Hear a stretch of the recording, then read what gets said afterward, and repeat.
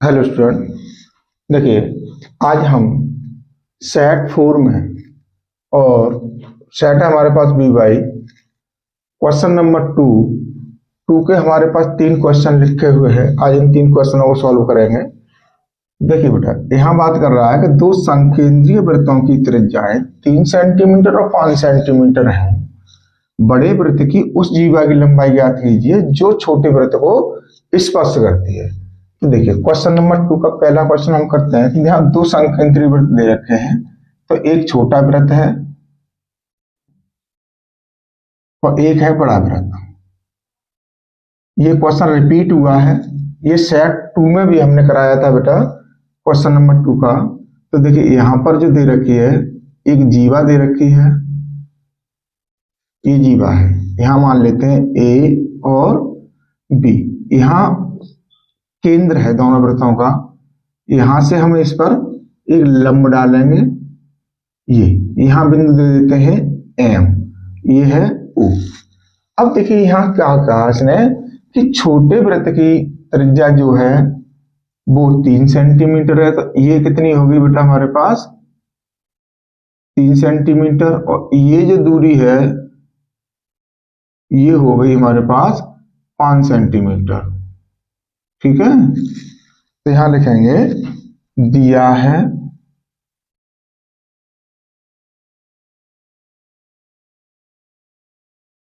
छोटे वृत्त की त्रिज्या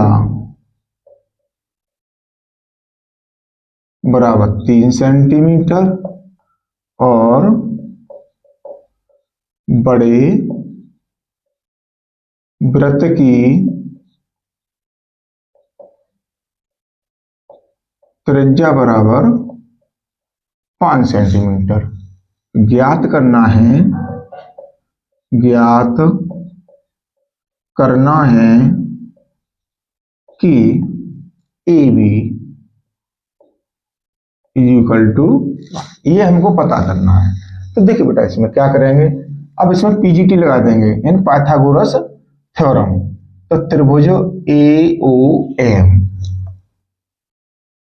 त्रिभुज ए ओ एम में, ठीक है, क्योंकि ये क्या है, यहाँ पर लंब है। अब देखिए, इसमें क्या करेंगे, ओ एम का स्क्वायर प्लस ए एम का square is equal to O A का स्क्वायर। अब ओ एम जो दे रखा है हमारे को, कितना दे रखा है? 3 दे रखा है, 3 सेंटीमीटर, प्लस ए एम जो हमें निकालना है, ए एम का square is equal to O M कितना है हमारे पास? 5 सेंटीमीटर है, 5 का स्क्वायर हो गया। तो ये हो गया बेटा 9 plus A M square is equal to 25। अब ए एम निकालना है, ए एम का square is equal to 25 minus 9। तो ए एम का स्क्वायर इज इक्वल टू कितना बच गया? 16। तो ए एम निकालेंगे तो ये हो जाएगा बेटा अंडर रूल 16। तो A M is equal to कितना आ जाएगा हमारे पास? अब 16 का जो वर्गमूल निकालते हैं, तो देखिए वर्गमूल निकालने के लिए क्या करेंगे हम, 16 इसके फैक्टर करेंगे, 2 से काटेंगे तो 8 बार, 2 से काटेंगे 4 बार, फिर 2 से काटेंगे तो 2 बार, फिर 2 से काटेंगे तो 1 बार। अब देखिए, इसमें वर्ग के लिए 2 2 के पेयर बनाते हैं। तो इसमें से एक 2 हो गया गुणा, इसमें से 2 हो गया, कितना हो गया बेटा हमारे पास? 4 हो गया। तो इसका वर्गमूल कितना आ गया? 4 सेंटीमीटर। अब ए बी जो हमारे को पूछा गया है पूरा। अब देखिए, हम जानते हैं, हम जानते हैं कि किसी वृत्त के केंद्र से जीवा पर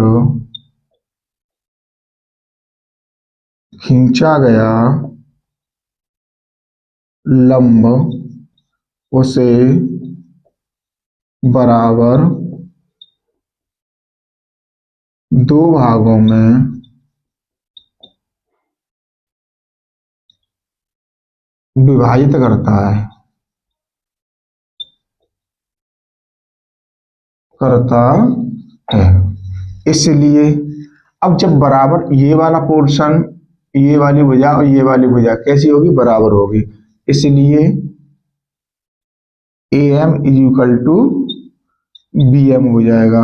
और इसलिए ए बी की वैल्यू याद करेंगे तो ये हो जाएगा बेटा 2am। ठीक, इसलिए ए बी, अब ए एम की वैल्यू हम निकाल चुके हैं, कितनी निकाल चुके हैं, 4 गुणा 2, तो कितनी हो गई, 8 सेंटीमीटर। ये दूरी जो आई हमारे पास कितनी आई बेटा, 8 सेंटीमीटर आ गई। ये वाले क्वेश्चन को सॉल्व कर लिया। अब देखिए इसमें नेक्स्ट क्वेश्चन है, उसको देखते हैं।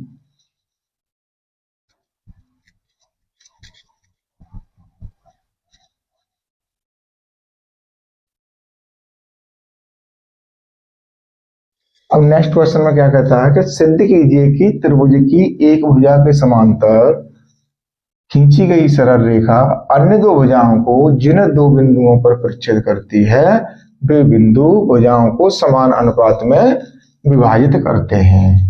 तो देखिए यहाँ एक बेटा हमारे पास त्रिभुज है, ये जो है हमारे पास एक त्रिभुज है, इसको नाम देते हैं हम ए बी सी। अब जो समांतर भुजा है इसको नाम देते हैं डी ई। ठीक है, तो यहां लिखेंगे दिया है त्रिभुज ए बी सी में डी ई समांतर बी सी, ये हमको दे रखा है, सिद्ध करना है, सिद्ध करना है कि ए डी बट्टे बी डी बराबर ए ई अपॉन में आ जाएगा ई सी। ये हमें यहां से सिद्ध करके देना है। ठीक है, अब क्या करेंगे, रचना ले लें बेटा, यहां रचना, रचना में क्या करना है, तो देखिए यहां से एक हम लंब डालेंगे, इस पर खींचेंगे, ये लंब खींच दिया, यहां नाम दे दो एम, और एक लंब इधर के लिए डाल देंगे, ये नाम दे दिया हमने एन, ये लंब हो गया। ठीक है, तो देखो डीएम लंब किस पर है बेटा, ये हमारे पास एई, एई और ईएन लंब जो है किस पर डाल दिया हमने, एडी पर, एडी खींचा।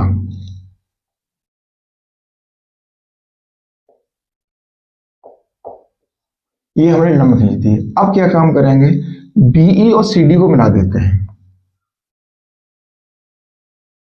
तथा बीडी और सीडी को मिलाया। इतना काम हमने कर लिया रचना में, तो इसको मिला दो और इसको मिला दो। अब देखो हमारे पास त्रिभुज क्या हो गए, अब जब हमने बीई और सीडी को मिलाया है, ठीक है, तो देखो यहां पर क्या बनेगा, यानी डीई जब डीई समांतर बीसी और आधार डीई है, जो त्रिभुज बने हुए हैं ना, आधार डीई, यानी एक त्रिभुज हो गया बी डी ई और एक त्रिभुज होगा डीई सी, यानी जब डीई समांतर बीसी और आधार डीई है तब त्रिभुज बीडीई बीडीई का क्षेत्रफल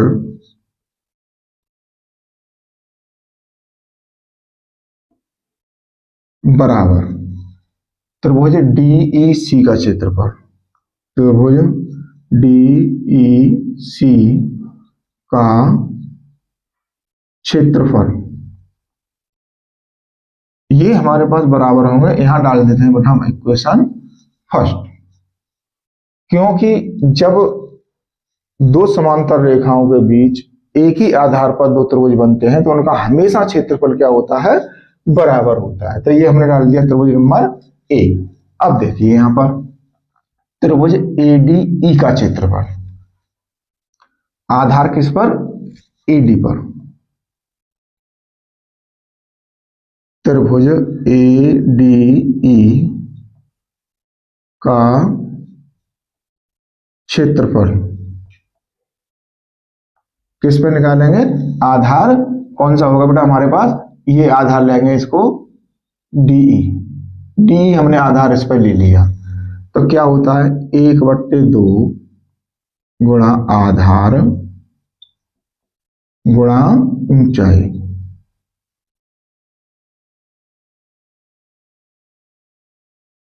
अब 1/2, अब आधार कितना है हमारे पास AD, गुणा ऊंचाई कितनी है बेटा हमारे पास EN। ठीक, ये चीज क्लियर हो गई, समीकरण नंबर 2 हो जाएगा। अब देखिए अब हम लेंगे त्रिभुज BDE का क्षेत्रफल, त्रिभुज BDE का क्षेत्रफल। अब इसमें भी वही लगेगा 1/2 आधार गुणा ऊंचाई। अब इसका आधार क्या है BD, तो 1/2 गुणा BD गुणा, अब ऊंचाई देखिए बेटा, जो ऊंचाई इसकी AD की त्रिभुज की है वही ऊंचाई BDE की होगी, क्योंकि ऊंचाई कभी बदलती नहीं है। तो यहां हो जाएगा EN। ठीक है, अब क्या करेंगे हम, समीकरण इसको डाल देंगे 3। अब समीकरण 2 में 3 से भाग लगा दो, समीकरण 2 में 3 से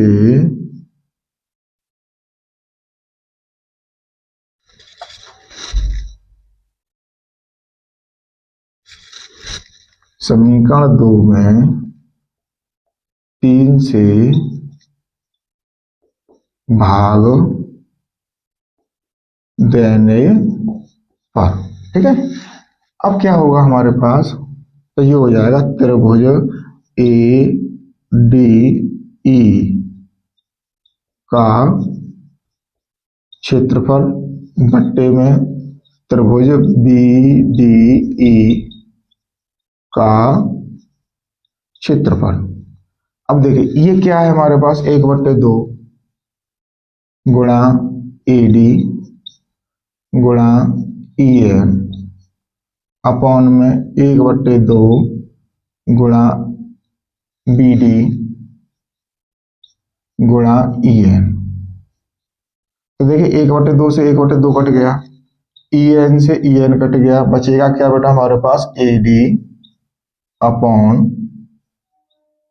BD। ठीक है, यहां डाल देंगे समीकरण नंबर 4। ये क्लियर हो गया।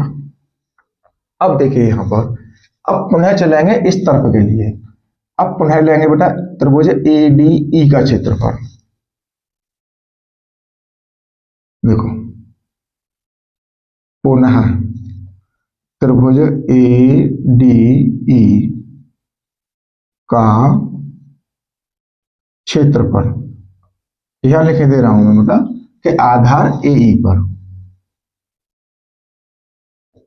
आधार AE पर, ठीक है भाई। क्षेत्र त्रिभुज तो ADE है हमारे पास, जो त्रिभुज ADE इधर लिया वो इधर लिया, इसमें आधार क्या था हमारे पास AD, यह क्या है आधार AE।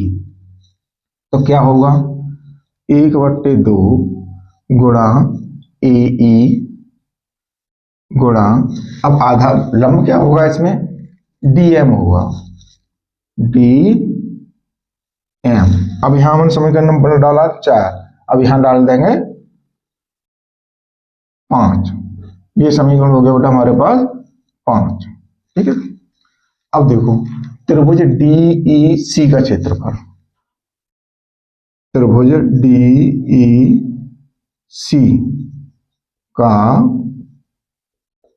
क्षेत्रफल, ठीक है। अब इसमें आधार क्या होगा, EC होगा, तो 1/2 गुणा EC गुणा, अब इसकी लंबाई क्या होगी, ऊंचाई जो है DM, ठीक है। यहां समीकरण नंबर डाल देंगे हम 6। अब देखिए समीकरण 5 में समीकरण 6 से भाग देने पर, समीकरण 5 में 6 से भाग देने पर, अब हम भाग देंगे तो ये हो जाएगा बेटा त्रिभुज ADE का क्षेत्रफल बट्टे में त्रिभुज DEC का क्षेत्रफल इज इक्वल टू, अब देखिए यहां पर क्या 1/2 गुणा AE गुणा DM बट्टे में 1/2 गुणा, ये क्या है हमारे पास आधार है इसका EC, क्योंकि इसमें EC जुड़ा हुआ है,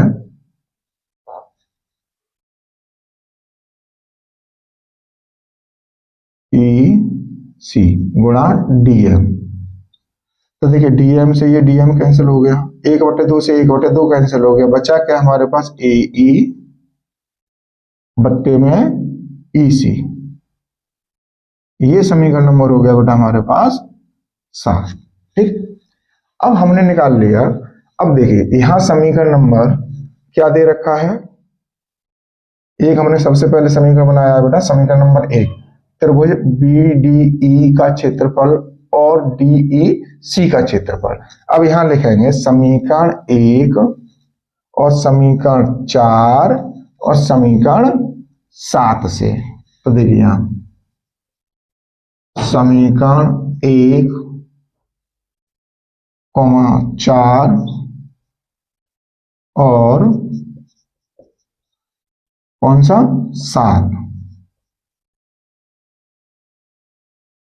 7 से। अब ये 3 समीकरण हमारे पास प्रयोग में आ रहे हैं, देखो एक तो ये आ रहा है, एक ये आ रहा है और एक ये आ रहा है, ये हमने आपको बता दिया इंडिकेट करते, क्योंकि यहां दे रखा है BDE का क्षेत्रफल बराबर DEC का क्षेत्रफल। B एक तो ये वाला हो गया हमारे पास BDE और हो गया एक हमारे पास DEC, यानी ये वाला क्षेत्रफल आ गया, एक ये वाला क्षेत्रफल आ गया। अब आप देखिए यहां पर तो क्या हो जाएगा, ये जब क्षेत्रफल बराबर है और यहां पर भी हमारे पास क्षेत्रफल बराबर है, तो देखिए ये हो जाएगा AD बट्टे BD बराबर AE बट्टे EC। तो यही बेटा हमारे को सिद्ध करा रहा था, यहां लिख देंगे इति सिद्धम,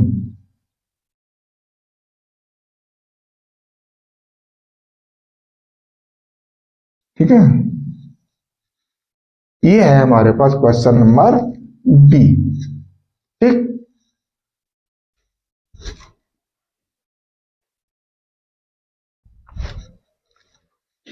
अब देखिए यहां पर हमारे पास क्वेश्चन नंबर है C, ठीक है, इसे हटा देते हैं बेटा।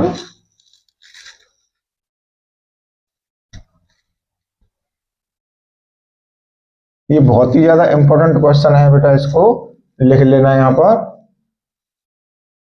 वेरी वेरी इंपॉर्टेंट ये क्वेश्चन, ये थ्योरम है, आती है, बहुत अच्छा क्वेश्चन है पेपर की दृष्टि से।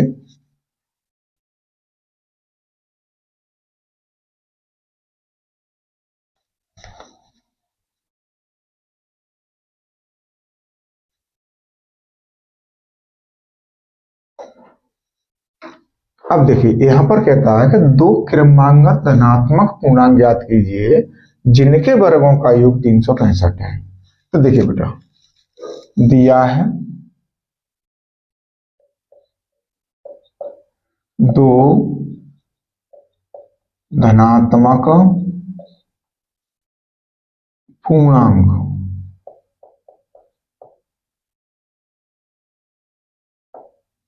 के वर्गों का योग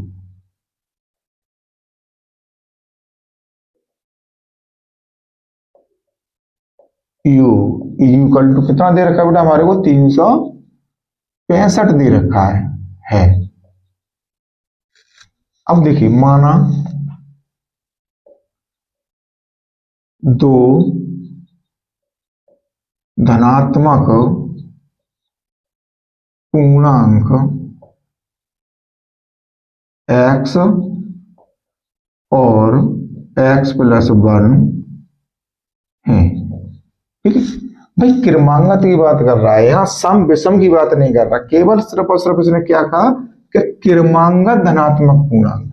तो हमारे पास एक x हो गया तो दूसरे में 1 जोड़ेंगे, यानी एक बढ़ के होता है तो हमने एक बढ़ा दिया है, इसको क्या लिख दिया x प्लस 1। अब क्या कहा इसने कि जिनके वर्गों का योग 365 है। अब यहाँ लिख देंगे बेटा प्रश्नानुसार, तो देखिए यहाँ पर x square plus x plus 1 का होल स्क्वायर इक्वल टू 365। अब देखिए ये हो गया एक्स स्क्वायर प्लस इसका ए प्लस बी से फॉर्मूला खोलेंगे तो देखिए ए प्लस बी का क्या होता है, ए प्लस बी का होल स्क्वायर यानी A square plus B square plus 2ab। ये हमारे पास इसका फॉर्मूला होता है ए प्लस बी का, तो उसी से इसे खोलेंगे तो देखिए यहाँ खोलेंगे x square plus 1 plus 2x equal to 365। अब देखिए एक्स स्क्वायर कितना हो गया बेटा 2x स्क्वायर हो गया प्लस 2x। अब 1 इधर है, इसको बराबर से उधर पहुंचा देंगे तो ये हो जाएगा 365 माइनस 1। तो इसमें से 2 कॉमन ले लेंगे तो x square plus x equal to यहाँ कितना बचेगा 364। अब ये x square plus x equal to 364 बट्टे 2 इधर अपने कॉमन लिया, गुणा में है, बराबर से उधर जाएगा भाग में हो जाएगा तो 2 एकम 2 अट्ठे 16 और 2 दूनी 4, इससे से हम काट दिया। तो देखिए x square plus x equal to 182, ये दो घातीय समीकरण बनाया। अब 182 को बराबर से इधर लेके आएंगे तो x square plus x minus का 182 इक्वल टू 0। अब क्या काम करना है बेटा, हमको 182 के फैक्टर करने हैं तो 182 क्योंकि ये माइनस का है। अब देखिए घट करके तो 1 बन जाए और गुणा कर दें तो 182 हो जाए, इसके बेटा हम फैक्टर काटेंगे तो 2 से काटेंगे, 2 निम 18 और 2 एकन 2। अब देखिए 7 से कटेगा, ये 3 से नहीं कटेगा तो 7 एकन 7, 2 बचे 7 तिया 21। अब 13 आगे, 13 किसी से नहीं कटता 13 के अलावा तो 13 एकन 13। तो देखिए एक तो ये संख्या बनेगी 7 दूनी 14 और एक बनेगी हमारे पास 13, तो 14 में 13 कम करेंगे तो कितना बचेगा बेटा 1 बचेगा। तो देखिए x square plus 14 minus 13 x minus 182 equal to 0। अब देखिए यहाँ खोल देंगे कोष्टक को, एक्स स्क्वायर प्लस 14x हो जाएगा माइनस का 13x हो जाएगा और माइनस का 182 इक्वल टू 0। अब देखिए इसमें से क्या कॉमन आ रहा है, इन दोनों में से कॉमन क्या आ रहा है, हमारे पास x कॉमन आ रहा है तो x लेंगे, x क्योंकि यहाँ स्क्वायर है तो एक x बचेगा प्लस 14, यहाँ से माइनस का 13 कॉमन आ जाएगा, यहाँ क्या बचेगा x। अब देखिए यहाँ से माइनस कॉमन ले लिया तो यहाँ माइनस लगा हुआ है तो किसका हो जाएगा, ये प्लस का हो जाएगा। जब 13 का हम भाग देंगे तो देखिए 13 एकम 13 क्या बच गए 5। अब 13 चौके 52 इक्वल टू 0। अब x प्लस 14 और इसमें बच गया x माइनस 13। अब देखिए यहां से लेंगे x,